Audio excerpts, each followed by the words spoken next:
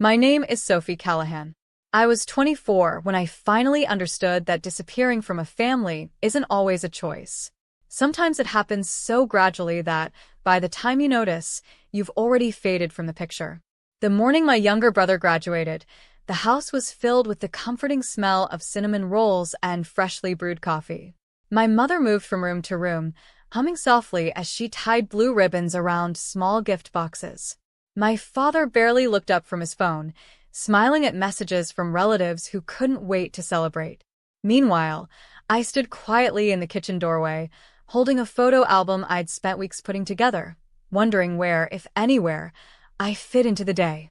No one seemed to notice I was there. It wasn't a new feeling. Over the years, I'd become an expert at slipping into the background. I washed the dishes before anyone asked, remembered every birthday without expecting anyone to remember mine, and learned to keep my thoughts short because I knew they were often interrupted before they could fully land. It wasn't the kind of neglect that made headlines. It was quieter than that, built from hundreds of ordinary moments that, together, slowly convinced me I didn't take up much space in my own family. "We're taking one more family picture," my aunt called from the backyard. Without thinking, I stepped toward the door. My father glanced over, distracted but smiling. "Could you take this one instead? You're always the best with the camera." I smiled automatically and reached for it before my heart had a chance to protest. Looking through the viewfinder, I watched everyone gather beneath the warm afternoon sun. Arms wrapped around shoulders. Easy laughter drifted across the yard. My brother stood proudly in the center while my parents looked at him with unmistakable pride. I adjusted the focus until every face was perfectly clear, even though mine wouldn't appear anywhere in the frame. The shutter clicked. In that quiet instant, something inside me went silent.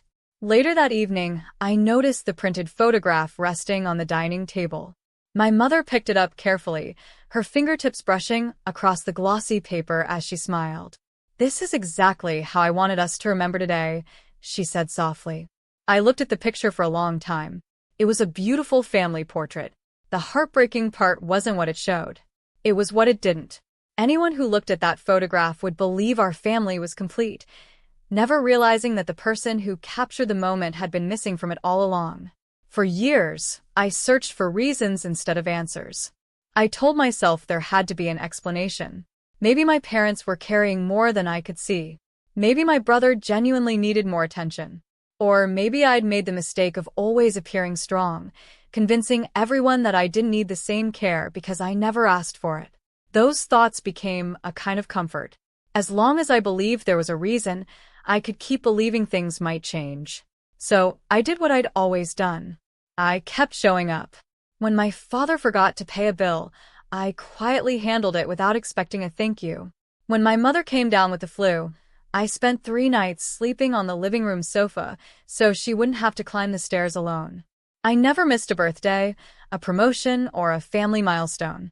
Every card was handwritten, every gift chosen with care. None of it felt like an obligation. I loved them deeply, and that was the hardest part.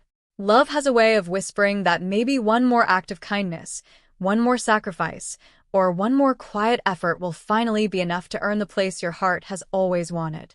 One rainy afternoon, while searching for an old tax document, I opened the hallway cabinet where my mother kept our family's keepsakes. Inside, neatly labeled folders told the story of everyone who lived under that roof. My father's certificates filled one file. My brother had several, packed with school awards, childhood drawings, report cards, and photographs carefully organized year by year. Then I noticed a thin folder with my name written across the tab. A small smile crossed my face before I even opened it. For a moment, I let myself believe there would be pieces of my life tucked inside, little reminders that I'd been seen all along. Instead, there were only 3 things: a copy of my birth certificate, an old middle school report card, and the hospital bracelet from the day I was born. That was it. No graduation program. No birthday cards. No photographs. No artwork. No letters. Nothing that captured the years I'd spent growing up in that same house. It was as though my life had begun, and then quietly disappeared from the family record. I closed the folder with more care than it probably deserved, almost afraid it might fall apart in my hands. That evening, I sat at the dinner table with eyes that still stung from crying, yet no one seemed to notice. We passed bowls from one person to the next as conversation flowed effortlessly around me. My brother spoke excitedly about his plans for the future, while my parents listened with smiles that reached their eyes. I looked around the table, surrounded by the people I loved most, and a painful realization settled over me. The deepest loneliness isn't always being alone. Sometimes it's sitting beside the people you love and feeling like a guest who quietly overstayed an invitation that was never truly meant for you. After that night, something inside me shifted. I stopped searching for little signs that I mattered. Instead, I became curious about something else. What would happen if I quietly stepped out of the role I'd always played? I stopped reminding everyone about appointments and birthdays. I didn't rush to replace groceries before anyone noticed they were running low. Messages that I would normally answer within minutes stayed unopened for a day or two. It wasn't an act of resentment or punishment. I wasn't trying to make anyone feel guilty. I simply wanted to know whether my absence would leave even the smallest space behind. At first, it didn't. That was the part one hadn't prepared myself for. Days slipped by without anyone asking how I was doing. If I came home late, no one wondered where I'd been. If I missed dinner, everyone assumed I'd already eaten. Life carried on with the same familiar rhythm, as though removing me from it hadn't changed a thing. It was a strange kind of loneliness, the realization that the role I'd spent years filling could disappear without anyone noticing. One evening, while clearing out my room, I found an old journal hidden behind a stack of books. Its cover was worn, the edges softened with age. As I flipped through the pages, a folded note slipped into my lap. It was something I'd written when I was 16. Maybe one day they'll notice me without me having to earn it. I read the words again and again, trying to recognize the girl who had written them. She believed that love could be earned through patience. That if she worked a little harder, smiled a little more, asked for a little less, someone would eventually stop, turn around, and truly see her. My heart ached for her. I closed the journal gently, letting my hand rest on its faded cover for a long moment. That's when I admitted something I'd been avoiding for years. I wasn't waiting anymore. Not for an apology. Not for recognition. Not for someone to finally choose me. A week later, an email appeared in my inbox. A design firm in another city had accepted an application I'd quietly submitted months earlier without telling anyone. The job wasn't extraordinary, but the opportunity felt like a doorway opening after years of standing outside. I stared at the screen until the words blurred beneath tears I hadn't expected. Outside my bedroom window, the last light of the evening stretched across the yard where so many family photographs had been taken. Photographs I'd captured, but never appeared in.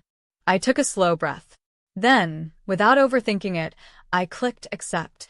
For the first time in my life, I made a decision that belonged entirely to me. And I didn't wait for anyone else's permission to believe it was the right one. I never told my family I was leaving. Not because I wanted to keep it a secret, but because a part of me already knew how the conversation would end. I imagined calling everyone into the living room and saying, "I accepted a job 3 hours away. I'm moving on Saturday." In my mind, I replayed the moment over and over. Maybe my mother would ask me to stay a little longer. Maybe my father would finally look up from his phone and really see me. Maybe, for once, my leaving would matter. But deep down, I knew those were only hopes, not expectations. So instead of making an announcement, I packed in silence. One box at a time, I folded my clothes, wrapped my books in old newspaper, and placed my journal carefully on top, as though it held the only version of me I couldn't leave behind. With every box that disappeared, my room felt less like home. The walls looked strangely bare, without the sketches and photographs that had been there for years. Even the quiet felt different, heavier somehow, as if the room already knew I was gone. Saturday morning arrived like any other. My father sat in the living room watching the news. My brother had already left to meet his friends. Outside, my mother watered the flowers lining the front porch, humming softly to herself. She noticed the suitcase beside the door and looked at me. Going somewhere? She asked, her voice calm, almost casual. I got a job, I said. I'm moving today. For a brief second, surprise crossed her face. Then she smiled politely. Oh, that's nice. She turned back to the flowers. That was it. No hug. No questions about where I'd be living.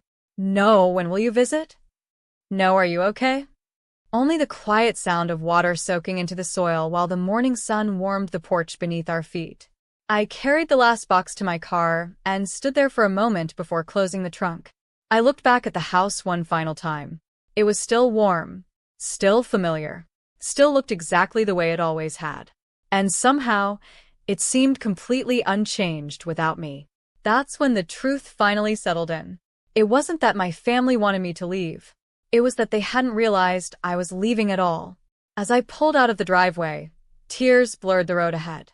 They weren't tears of regret. I knew I was making the right decision. I was mourning something far more painful. The goodbye I'd spent my whole life hoping for was never going to happen. My apartment was so small that, at night, I could hear the gentle hum of the refrigerator from my bed. Outside the window, a busy intersection came alive every morning as strangers hurried past with coffee cups in their hands, each of them carrying stories I'd never know. It wasn't the home I'd imagined for myself growing up, but it had something I never really had before. It was mine. The first few weeks felt unusually quiet. No one called to ask if I'd arrived safely. My phone rarely lit up except for work emails or the occasional message from a coworker inviting me to lunch. At first, I always found a reason to say no. I wasn't used to being included simply because someone wanted my company. It felt unfamiliar, almost suspicious. Then one Friday, I decided to go. There was nothing extraordinary about that lunch, and maybe that's what made it so memorable. We laughed about burnt office coffee, impossible deadlines, and the elevator that never seemed to stop on the right floor. When I spoke, no one talked over me. No one rushed the conversation along. At one point, I mentioned a sketch I'd been working on, and someone genuinely asked if they could see it. The question caught me off guard. I couldn't remember the last time someone had been curious about something that mattered to me. That evening, I walked home beneath rows of golden streetlights, carrying a paper bag with a loaf of fresh bread and a small bouquet of flowers I'd bought for myself. It seemed like such a simple thing, yet somehow, it felt like the beginning of something. Back in my apartment, I placed the flowers in a glass jar and set them on the windowsill. As the city lights slowly flickered on outside, I stood there for a while, enjoying the quiet. Then my phone vibrated. It was the first message I'd received from my mother in days. Do you know where the insurance papers are? I stared at the screen for a long moment. Not how are you? Not have you settled in? Not do you like your new place? Just a practical question, as though the only distance between us was a misplaced folder. I replied with the information she needed. Kindness still felt like the truest part of who I was, even if it wasn't always returned in the way I'd hoped. After setting my phone aside, I looked back at the flowers resting quietly in the fading light. That's when I realized something I wish I'd understood years earlier. Healing isn't about making people notice your absence. It's about reaching the point where you stop disappearing from your own life. The months passed faster than I expected. Outside my apartment window, the seasons came and went, and somewhere along the way, I changed too. My days gradually filled with work that challenged me, friendships that grew without effort, and simple routines that no longer depended on earning someone else's approval. I still thought about my family from time to time, but the ache wasn't as sharp as it used to be. It had become something I could carry, instead of something that carried me. Then one afternoon, my phone rang. It was my aunt. There was an unfamiliar hesitation in her voice, as though she wasn't sure how to begin. Eliana, she said quietly, your mother's been cleaning out the attic. She found your journals, your art portfolio, and all the birthday cards you ever gave the family.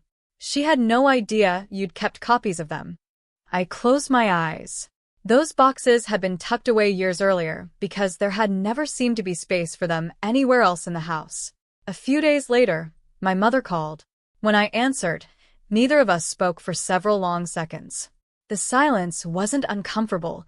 It felt heavy, as if years of unspoken words had gathered between us, waiting for someone to begin. Finally, she whispered, "I've been reading your journals." Another pause. "I never knew you felt invisible." I rested my hand against the cool glass of the window and looked down at the city below. Cars moved through the streets. People crossed intersections. Life continued as it always had, completely unaware that one quiet sentence was beginning to change a story that had been unfolding for years. "I tried to tell you," I said gently, "just not always with words." On the other end of the line, I heard her crying. Not loudly, not dramatically. It was the quiet kind of grief that comes when someone finally sees the pain that had been there all along. "I'm so sorry," she whispered. "I always thought you were the strong one.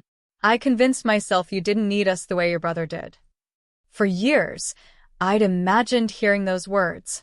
I thought an apology would somehow make everything right, that it would give back the birthdays I'd spent feeling invisible, the conversations that never happened, and the family photographs where I was always standing behind the camera. But life doesn't work that way. Some losses can't be undone. So I didn't argue. I didn't ask why it had taken so long. I simply listened. Because some truths aren't powerful enough to rewrite the past. What they can do is something quieter. They give people the courage to stop pretending the past never happened and finally begin facing it together. About a month after our phone call, my mother invited me home for Sunday lunch. I almost turned her down. It wasn't because I was angry anymore. It was because I was afraid. I worried that walking through that front door would pull me back into the version of myself who constantly apologized for taking up space. For days, I left the message unanswered, reading it again whenever uncertainty crept in. Eventually, I realized I wasn't going back to recover the past. That wasn't possible. I was going back to find out whether we could finally meet each other with honesty instead of assumptions. When I pulled into the driveway, everything looked exactly as I remembered. The porch still creaked beneath my feet, and the hallway carried the familiar scent of old books mixed with lavender. It felt as though time had stood still. And yet, something was different. My father opened the front door. For a few seconds, neither of us spoke. Then he smiled, quietly and sincerely. "I'm glad you're here." They were such ordinary words, but they reached a place inside me that years of silence never could. There were no dramatic apologies waiting on the other side of the doorway. No carefully rehearsed speeches. Just 4 simple words I'd spent most of my life hoping to hear. Lunch unfolded more quietly than any family meal I could remember. The silences no longer felt awkward. They felt thoughtful, as though we were all learning how to listen instead of simply waiting for our turn to speak. Halfway through the meal, my brother looked down at his plate before finally breaking the silence. "I honestly thought everything was fair," he admitted. "I never stopped to think about what it must have felt like for you." I met his eyes and smiled gently. "I never wanted your place," I said. "I just wanted one beside you." No one spoke for a moment after that. This time, the silence felt like understanding. When lunch was over, my mother quietly went upstairs. A few minutes later, she returned carrying a large wooden box, holding it as carefully as if it contained something fragile. In many ways, it did. Inside were my photographs, sketches, letters, old report cards, and birthday cards, the little pieces of my life that had spent years forgotten in the attic. "I've been putting everything together," she said softly. "You always deserve to be part of our family story." I felt tears gather before I could stop them. The box couldn't return the years we'd lost. It couldn't replace the memories we never made or erase the loneliness that had shaped so much of my life. But it gave me something I never expected. Proof that healing doesn't begin when people forget the past. It begins when they stop defending it and choose, together, to build something better from that moment forward. Life didn't magically fall into place after that Sunday.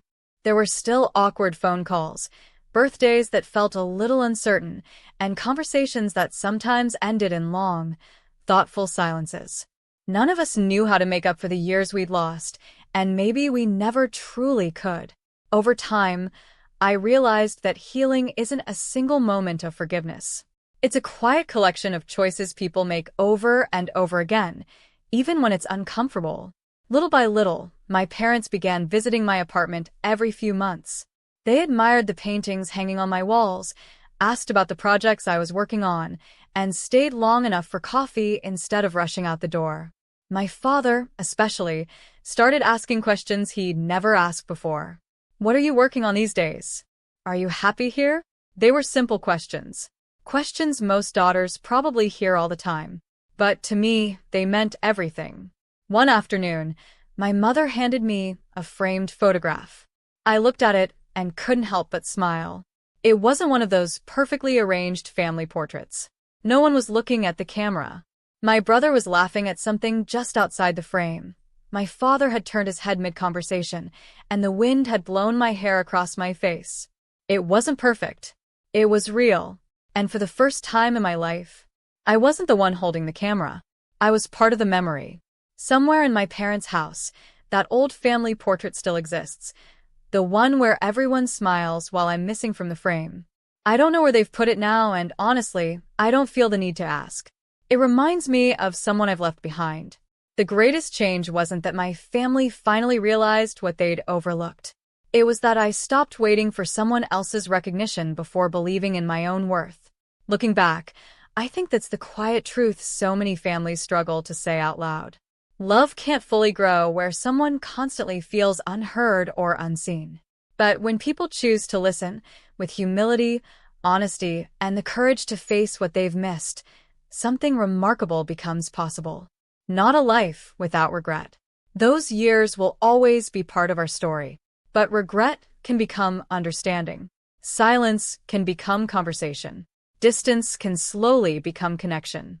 And the daughter who once believed she had to earn her place in the family can finally move forward, not carrying the weight of everything she lacked, but with the quiet certainty that her worth was never missing.